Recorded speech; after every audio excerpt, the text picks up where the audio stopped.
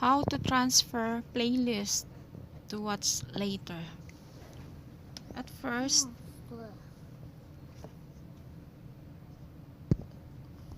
okay, dito na po tayo. You need to choose which account do you want to use. So, kapag nakapili na po kayo ng account,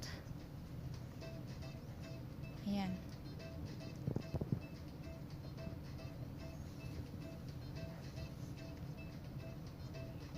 Nakapili na po tayo ng account. You have to play the first video of the playlist.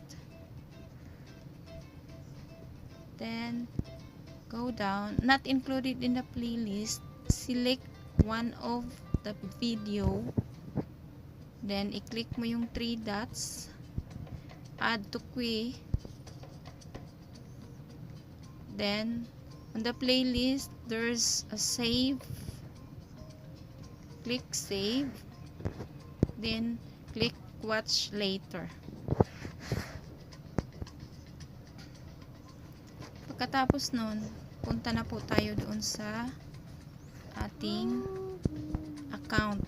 Tingnan natin kung ang laman ng ating watch later.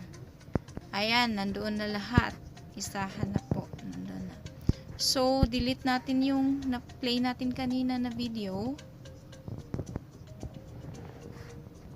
And then, on the bottom, tingnan natin yung video na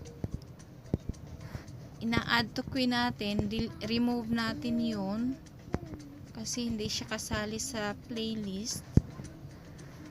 Ayan. Meron na siyang